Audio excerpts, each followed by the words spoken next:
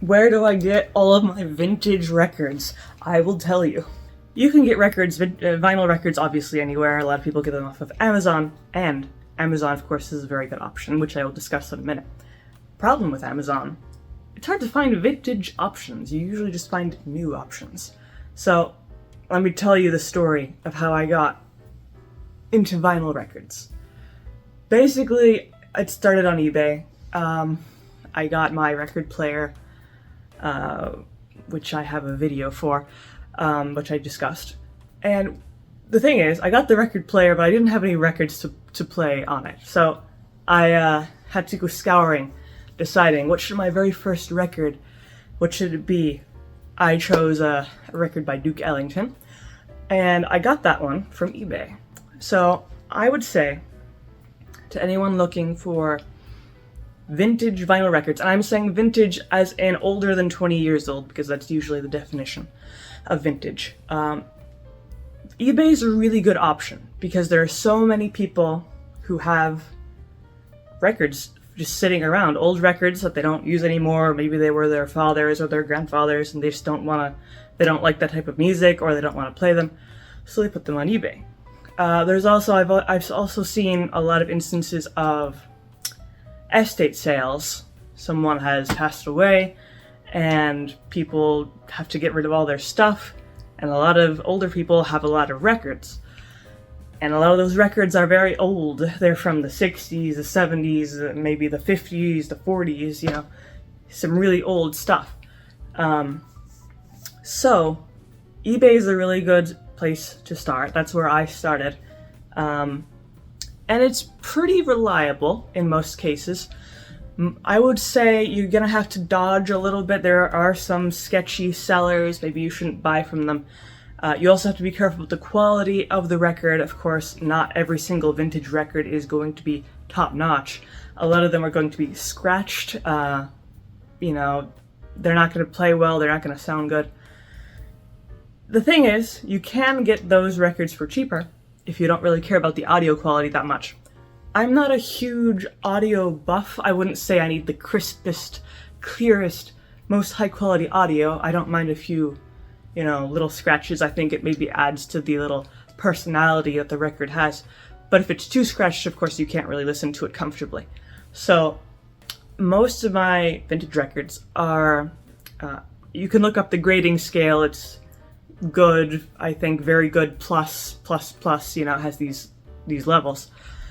I would say most of my records are good to very good plus. So kind of, you know, they're not mint or anything. They're not new, obviously. But they're still in good condition to such an extent that whatever damage they have will not severely affect the records themselves or how they sound.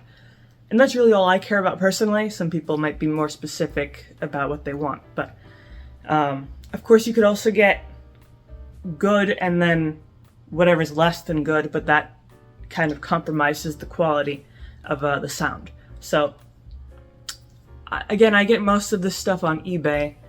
However, I would also recommend looking around your local area and seeing what kind of record shops there are, because most likely there are probably more record shops around you than you realize. So I also got, I'll show you, this album in particular, Charles Aznavour. This I got from a local store in my city. I'm trying to think. Art Pool is the name of the store. And they have a lot of records. They have a very nice selection of vintage records. I believe they also have new records, but I would say most of them are probably vintage, which is my personal preference. That one in particular was from 1977, I believe, the 70s at least, and it plays great. I think it's very good plus, or something like that. So it plays great, and I also have some other record stores near me. I haven't really gone to them because they seem to mainly offer classic rock and things like that, which is great for people who really like classic rock. It's not really my type of genre, but those stores are very popular, so obviously, they have good stuff. So you really just have to kind of go around and see what your local stores have to offer, because most likely they're going to have some nice stuff. Then Amazon. Amazon, of course, sells everything basically. You can easily get plenty of records from Amazon.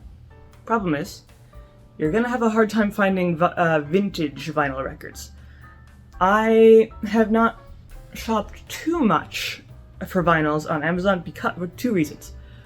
One, like I said, they don't really have a huge selection of vintage stuff. Second reason, they're pretty expensive. When you buy new records from Amazon, they can be very, very expensive.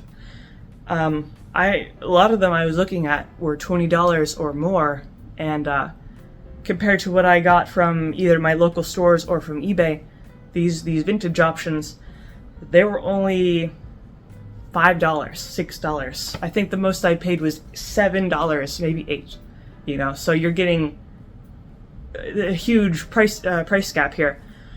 Now, I would say, because I do have an album, a Nat King Cole album from Amazon, new. I would say buy from Amazon when you want something new. First of all, obviously, coming from Amazon, it's not going to have any scratches. It's going to be mint condition.